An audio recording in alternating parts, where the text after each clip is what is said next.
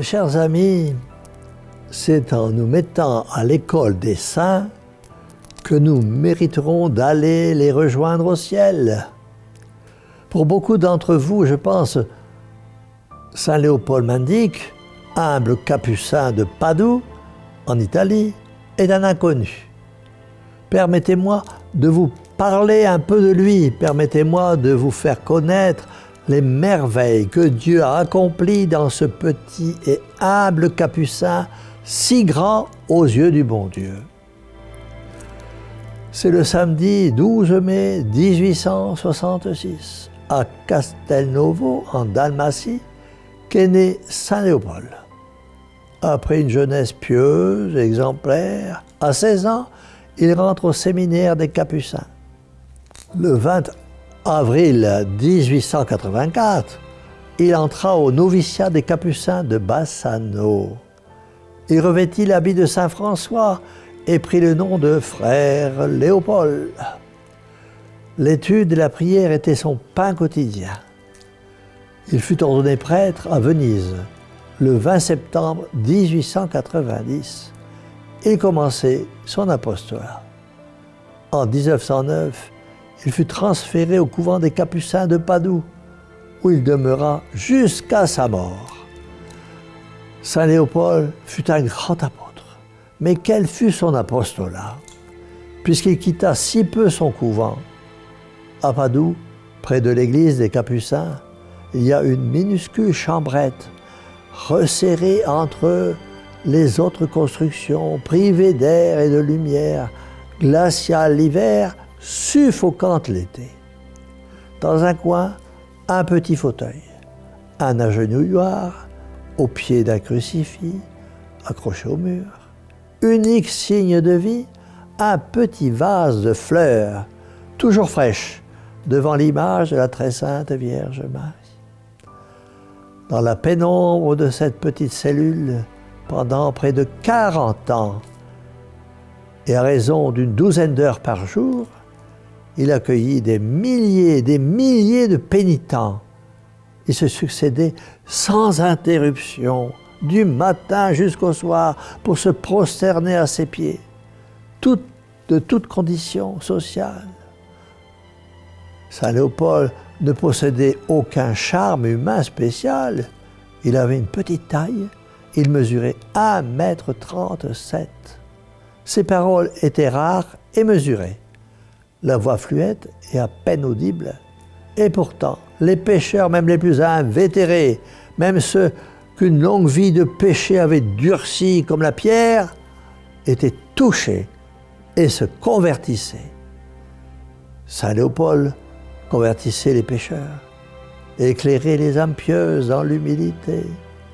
Dieu choisit, nous dit saint Paul, Dieu choisit ce qu'il y a de plus humble et de plus insignifiant aux yeux du monde pour accomplir ses merveilles. Était évident l'œuvre de la grâce de Dieu dont le Père Léopold était rempli et qu'il déversait largement sur ceux qui l'approchaient. Saint Léopold avait la haine du péché et de tout ce qui y conduit. La vue du mal le mettait dans un état d'un fils qui voit outrager son père. Les coups dirigés contre Dieu l'atteignaient dans la partie la plus sensible de son être. Mes chers amis, on ne pourra jamais connaître parfaitement à quel degré d'union mystique avec Dieu il était arrivé parce qu'il cachait jalousement les secrets de son âme. La prière était au centre de cette union mystique avec le bon Dieu. On peut dire, sans se tromper, qu'il priait continuellement. Dès que son confessionnal était vide, il se mettait à genoux et priait. Il priait tôt le matin, tard le soir. On le surprit souvent à prier vers minuit et plus tard. Il avait soin alors d'éteindre la lumière pour éviter d'être vu. Il priait et incitait ses pénitents à la prière. Et il disait souvent, les promesses de Dieu sont liées à notre prière. L'ordre établi par Dieu est que nous pouvons tout obtenir de lui, mais toujours par le moyen de la prière. Non seulement la foi éclairait Saint Léopold sur la grandeur du bon Dieu et lui mit au cœur un immense et ardent amour pour lui, mais elle lui donna une lumière extraordinaire sur les grandeurs de la très sainte Vierge Marie. En extase, il la contemple souvent. Il appelait sa patronne. On peut dire que chaque fibre de son grand cœur était continuellement attentive à lui manifester le plus grand amour. Il parlait de Notre-Dame continuellement. Il apparaissait alors tout transfiguré. Il lui demandait des grâces pour lui et pour ses pénitents avec une telle foi, une telle confiance que très souvent, elle le consolait par de vrais prodiges. Parfois, il envoyait les pauvres malades et les personnes affligées dans la basilique au pied de la Vierge de Constantinople, avec l'ordre de lui dire « Ô ma céleste patronne, c'est votre serviteur le Père Léopold qui m'envoie.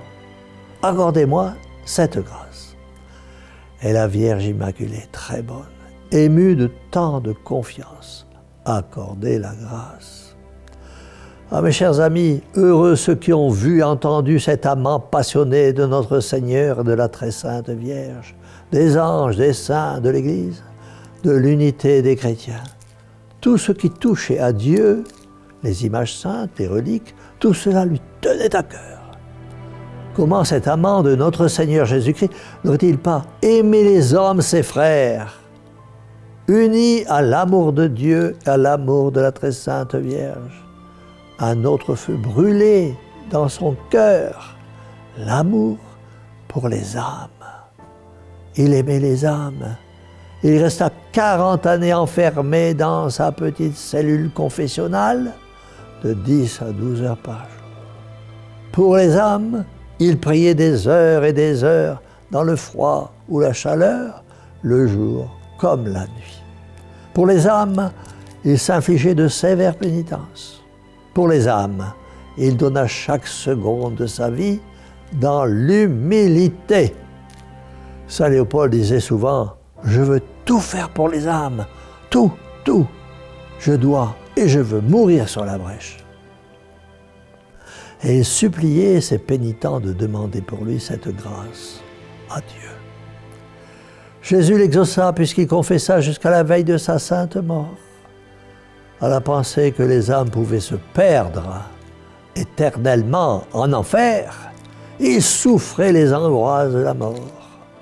Il pardonnait si sincèrement les offenses qu'on eût pressé son cœur comme une éponge, il n'en serait pas sorti une seule goutte d'amertume.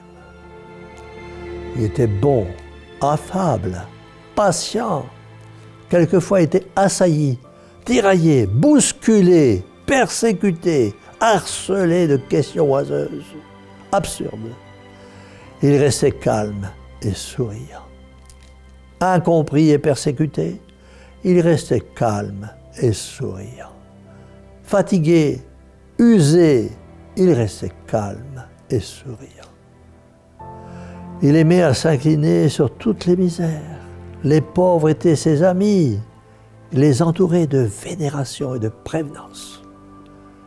Il aimait les ignorants et les instruisait lui-même des vérités et des grandeurs de la religion. On venait lui confier des chagrins, des revers de fortune, des ambitions déçues, des affections trahies, des douleurs sans nom et sans nombre. Et levait les yeux vers le ciel, il pleurait avec les malheureux. Mais au-dessus de tout, il aimait cette charité qui attirait à lui tant d'âmes blessées ou pécheresses. Mes chers amis, il y aurait beaucoup à dire sur la vie édifiante de Saint Léopold Mendic. Le bon Dieu nous l'a donné comme exemple et comme intercesseur. Contempler Saint Léopold, eh bien, mais cela ne suffit pas. Il faut l'imiter dans sa vie de prière, de renoncement de sacrifice, de foi, de charité et d'humilité. Invoquez Saint Léopold pour vous, pour les vôtres, pour ceux qui vous sont chers. Invoquez Saint Léopold, demandez-lui du fond du cœur un plus grand amour pour la très sainte Vierge Marie, votre mère. Demandez-lui la grâce de vous confesser plus souvent. Et s'il y a longtemps que vous ne l'avez fait, la grâce de ne pas avoir peur de venir vous confesser pour retrouver l'amitié du bon Dieu. Demandez-lui aussi la grâce d'une sainte vie et donc d'une bonne et sainte mort. Après la célébration de ces noces d'or sacerdotales, le 22 septembre 1940, la santé de Saint Léopold déclina rapidement. Il avait beaucoup souffert de l'estomac, mais au cours de l'hiver 1941, ses douleurs s'aggravèrent. Il ne pouvait plus se nourrir.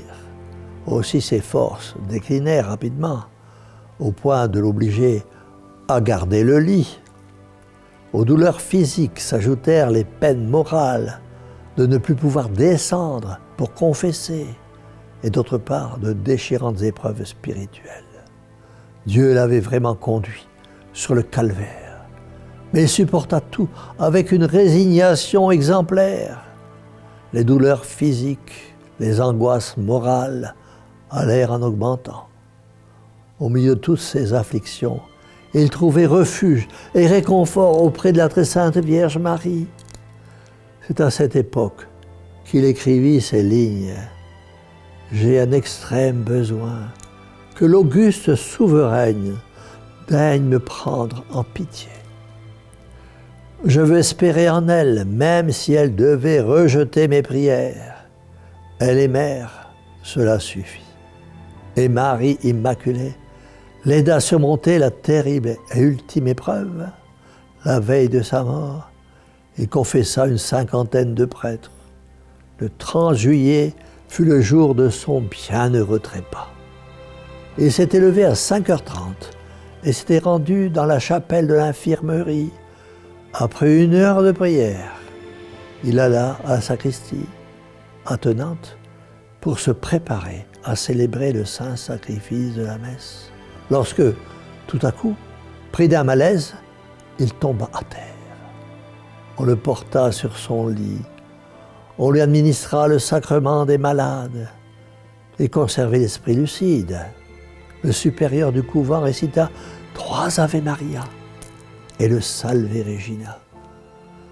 Saint Léopold répéta lentement, d'une voix de plus en plus faible, parole après parole, ses invocations, et à peine eut-il murmuré « Ô Clémence, ô Pia, ô Dulcis Virgo Maria » que son âme bénie prit son envol vers la céleste patrie.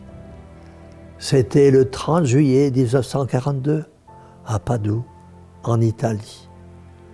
Eh bien, faisons comme le Père Léopold, qui aimait tant la très sainte Vierge. Levons les yeux vers le ciel et disons « Ô Marie, Mère au cœur douloureux et immaculé, sauvez-nous. » Et que la bénédiction du Dieu Tout-Puissant, Père, Fils et Saint-Esprit, descende sur vous tous et y demeure à jamais. Ainsi soit-il.